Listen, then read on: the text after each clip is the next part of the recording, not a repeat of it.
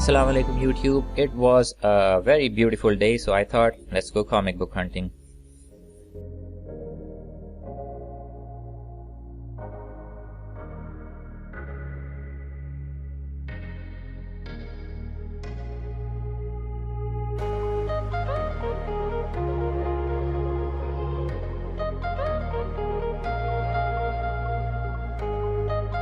So back here after a long time and really excited on the prospect of what I might actually find this time.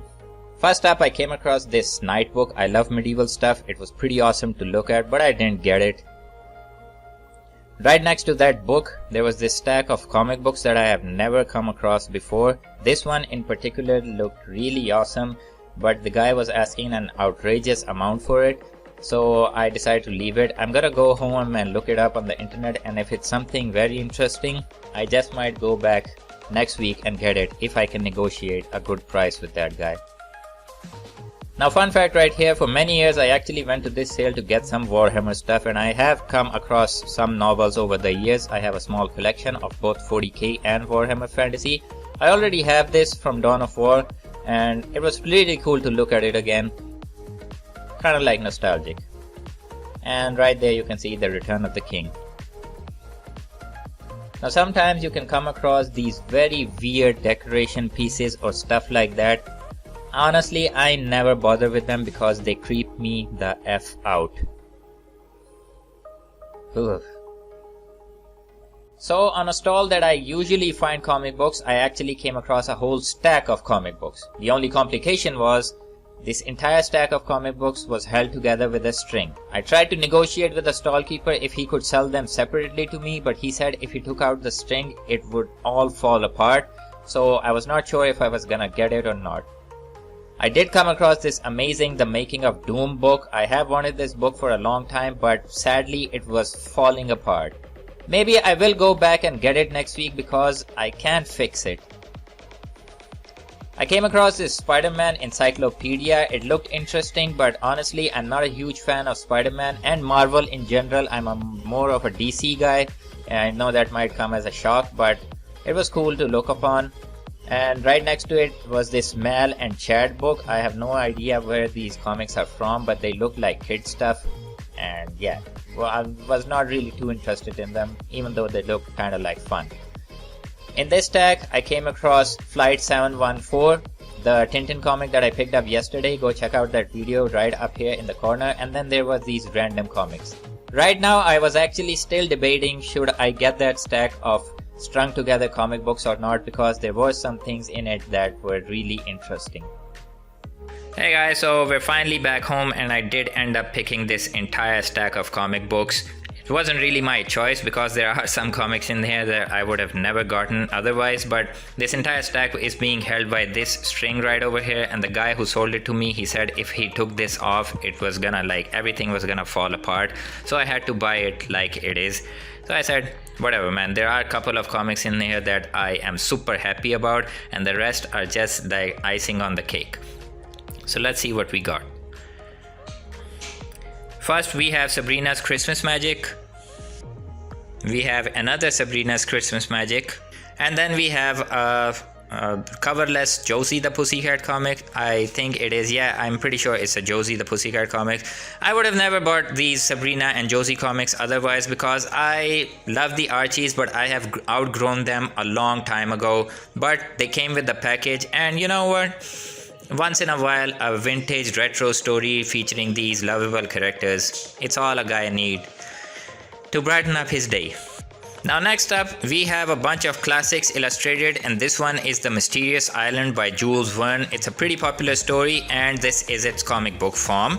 It's pretty awesome. All these classic illustrateds, they're generally very good, and the artwork, like I said, is always very amazing. Okay, so next up we have the entire reason why I ended up picking this entire stack of comics, and that is Classics Illustrated Joan of Arc. I am a super sucker when it comes to medieval based retro vintage comics because the artworks are always amazing. I am a super fan of these, like how they're like clothed and how the stories in general.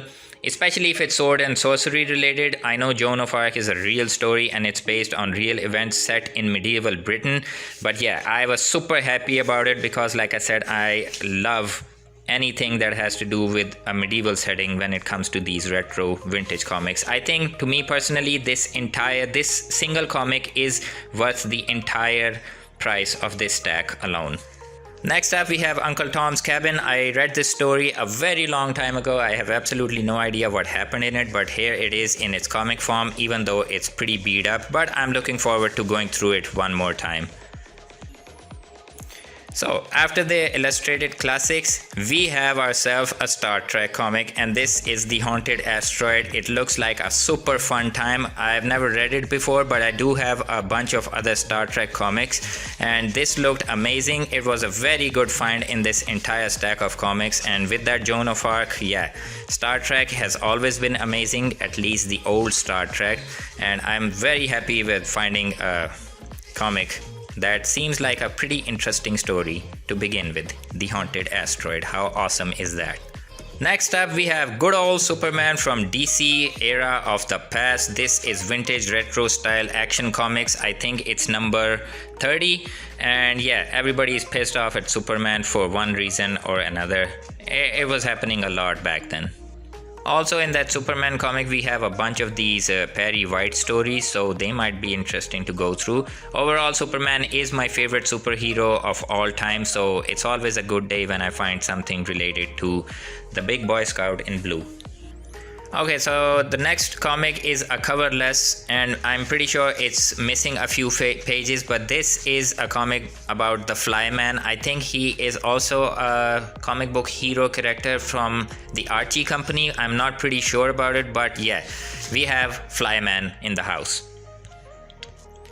Now, like I mentioned, I think the comic is not exactly Flyman comic because we have a story about the web, and I'm pretty sure all of these characters are Archie comic copyrighted superheroes. The Fly, the Web, and a couple of others. I used to know their names, but I don't know any longer. Whatever.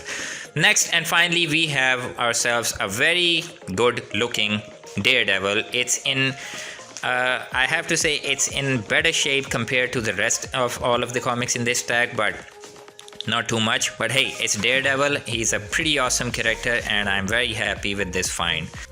And so there you have it. There are people who sometimes ask me why I even bother buying all of these very old and broken down and falling apart comics, and I just say that, come on man, where I live you usually don't have a choice because you don't have shops that you can actually go to and just get a bunch of comic books that you like. All of these are based on luck in this part of the world where I live, and you just come across this stuff and you have to make a decision right there, right then, if it's worth it and you want to get it. And to me, even though I said that there are some comics that I'm not super excited about, but overall I think this entire stack was worth the money that I paid that guy. So with that said, that's the end of the video. Let's do all of that good stuff and get this video up to 100 views, and subscribe to the channel, like the video, and share it with your friends. And if you have come across some of your own comic books, why don't you show them to me? You can follow me on my Twitter and Instagram, links in the description down below, and I'll see you in the next video. Peace out.